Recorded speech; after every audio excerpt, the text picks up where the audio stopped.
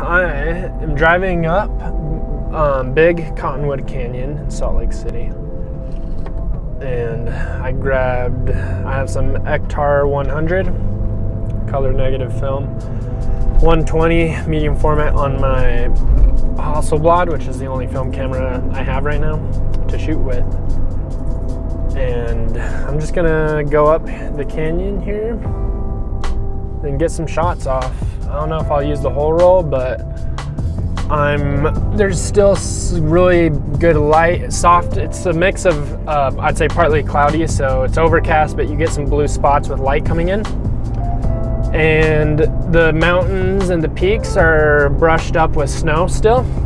So I'm gonna get some looking up, snow-covered mountains and peaks, and just do a roll of mountains and peaks up Big Cottonwood. I might turn around and go up another canyon, get other mountains, or I have all day, so let's see how much. We have 2.5 hours before sundown. So by the time I get out here, it'll probably be sunset, and I'll go out into the valley and get some wide shots of the Wasatch Front.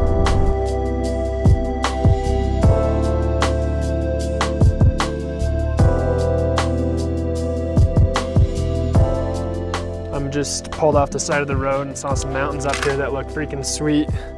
We got clouds, we got blue sky, we got shade, shadows, sunlight, green forest. It just looks really cool. So I'm just gonna drive up and down and try and get some shots off. See ya.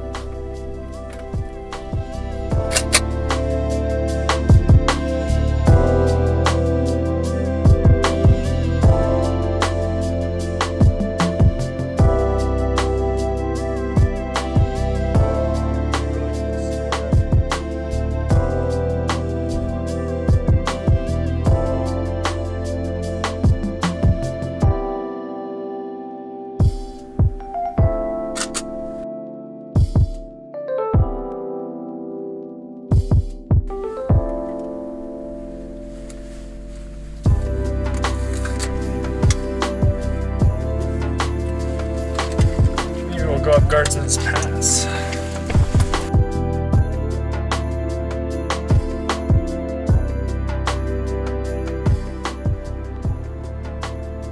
We're up Big Cottonwood Canyon. So all the pictures you see from this video are just from the side of the road or from the side of my car in a parking lot.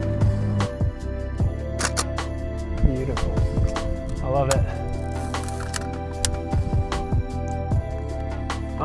Wait till the end of the video. I'll show a gallery of all of the images I took on this expedition, because I don't show them all throughout the video, just a few of them, but there's a lot of pictures I take that are off camera, so I put those at the end.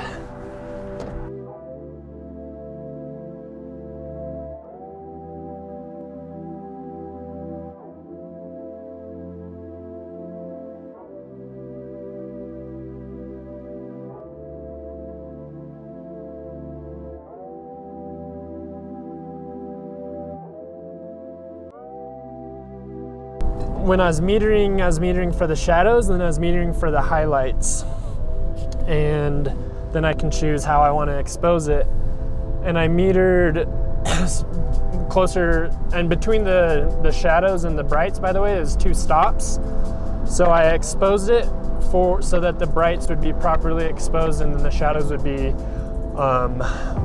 2 stops darker. Now I'm gonna see how that looks, so it'll be a little bit on the darker side, but the whites and brights should be more properly exposed. And then I'll see in post, after I scan it, if I can bring up the shadows a little bit and make an overall pretty good image. So kind of like I kind of think of things like that when I do that. When I take a landscape picture and we got brights and darks, usually you could do a HDR if you're shooting digital, multiple pictures on a tripod, and then layer them so you get everything properly exposed and increase your dynamic range. But you can't do that on film, so I kind of like that because I haven't done HDR, I haven't had an interest to, but on film you just expose it a little bit brighter, a little bit darker, or right in the middle. If you do it right in the middle, your sky could be blown out and your shadow's probably still good, but you run that risk of just blowing out on the sky with your whites and brights. And so you just gotta test it out and see what works for you in the end.